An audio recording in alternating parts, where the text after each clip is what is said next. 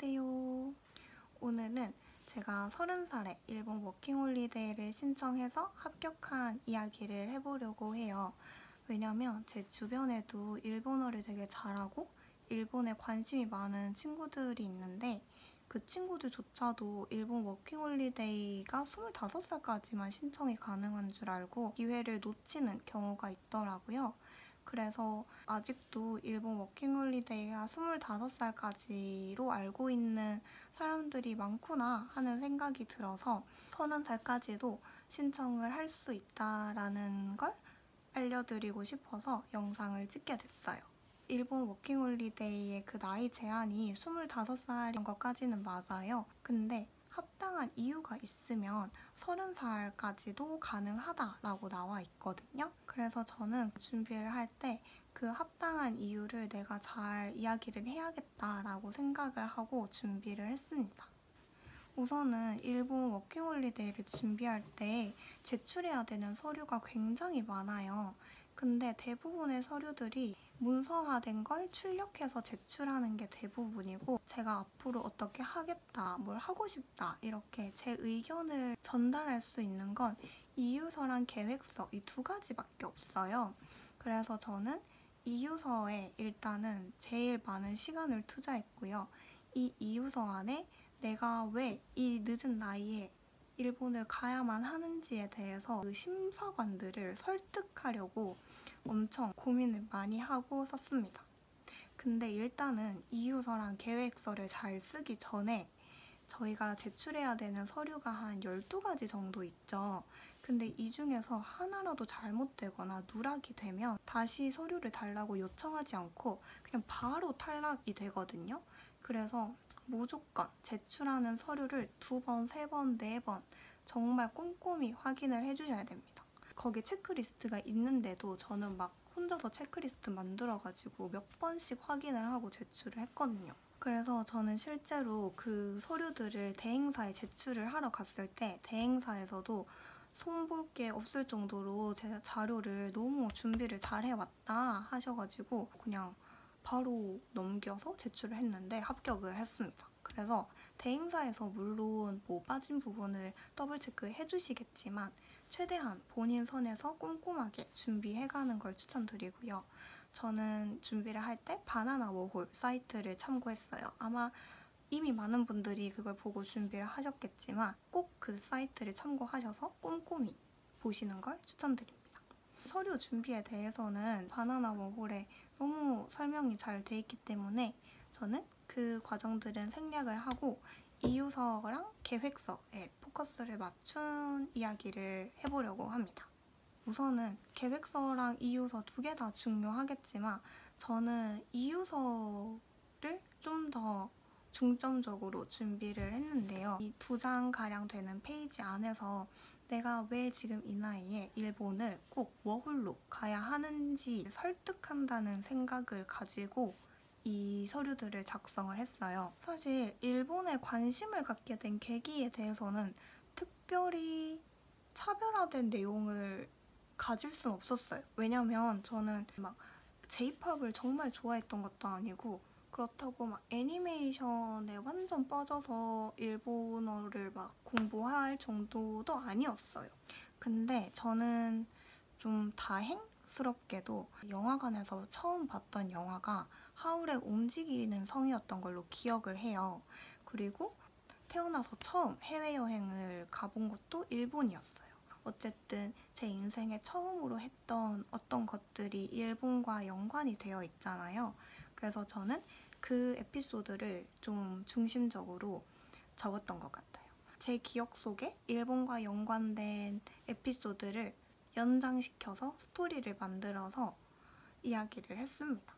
그래서 제가 워킹홀리데이로 일본에 가야 하는 이유, 이 파트랑 워킹홀리데이를 통해서 하고 싶은 것, 이 두 가지 파트를 특히나 조금 신경을 썼어요.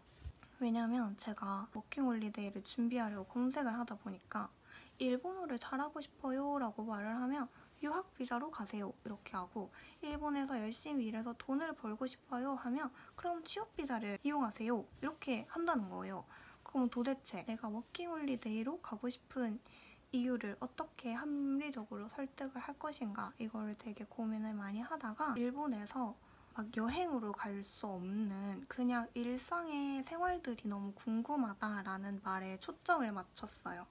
어떤 유명한 관광지를 가고 싶다거나 이런 얘기는 거의 쓰지 않았고 예를 들어서 뭐 도쿄에 있는 축제를 계절별로 즐기고 싶다.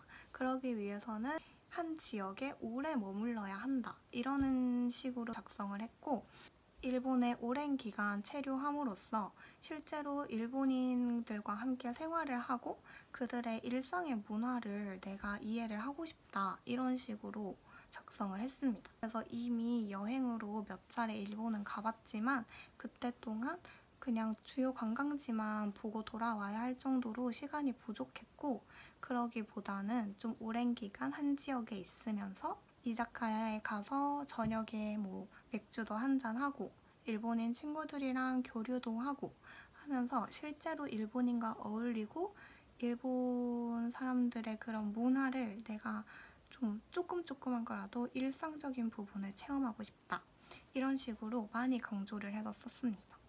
제가 늦은 나이에 신청을 했다 보니까 코로나 시즌에 이제 해외를 나갈 수 없게 된 상황에서 취업을 선택을 했고 캐나다에 가게 되면서 거기서 새로 일본인 친구들도 사귀고 또 일본 문화를 새롭게 접하다 보니 예전에 일본에 관심이 있었던 것들이 다시 생각이 나면서 좀 일본에 가고 싶다는 열망이 다시 커지게 됐다. 그래서 이제 더 늦으면 더 이상 기회가 없을 것 같아서 이번에 신청을 하게 됐고 이 기회가 주어진다면 이런 것들을 일본에서 하고 싶다.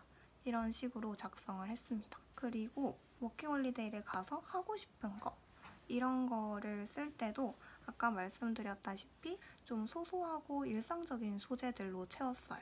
그래서 이런 거는 정말 여행에서 뭐 짧게 갔을 때는 이런 거 진짜 못해요 하는 약간 어필처럼 그렇게 작성을 했습니다. 그리고 저는 커피 대신 차를 마시는 걸 되게 좋아해서 일본의 다도 문화가 유명한 만큼 각 지역을 다니면서 일본 차를 또 마셔보고 싶다. 요 정도 더 추가했던 것 같아요. 돌아와서의 계획. 여기서는 꼭 1년 후에 제가 워킹홀리데이 비자를 마치고 한국에 잘 돌아오겠다라는 걸 엄청 어필을 해야 한다는 이야기를 많이 봤어가지고 여기서는 저는 원래도 외국어에 관심이 많아서 일본에서 1년을 살다 오면 지금 하고 있는 언어들에 추가적으로 일본어를 해서 커리어 향상에 도움이 될 것 같다. 그래서 한국에 돌아와서 재취업을 하겠다. 이런 강한 의지도 같이 보여줬습니다. 일본에서 단순히 언어만 배워오는 게 아니라 일본의 문화나 사고방식 이런 것까지 다 접목을 해서 배우고 싶다. 그리고 그걸 나중에 내 커리어가 향상이 되는데 쓰고 싶다. 이런 식으로 어필을 했습니다. 그래서 제 생각에는 다른 서류들은 그냥 저의 간단한 인적사항들을 작성하고 이런 부분이다 보니까 어떤 저의 의지나 앞으로의 계획에 대해서 설득을 시킬 수 있는 방법은 저는 거의 이유서가 유일하다고 생각을 했어요. 계획서는 솔직히 워킹홀리데이를 마음을 먹었을 정도면 1년간 하고 싶은 일들이 있으실 거잖아요. 그거를 잘 정렬만 하면 솔직히 작성하기 쉬웠던 것 같고 이유서에 포커스를 맞춰서 내가 꼭 가고 싶은 그런 의지를 담은 이유서를 잘 작성하신다면 충분히 합격하실 수 있을 거라고 생각합니다. 왜냐면 저도 그랬으니까요. 언어 성적이 없어도 나이가 조금 많아도 크게 걱정하지 마시고 도전을 해보시길 추천드립니다.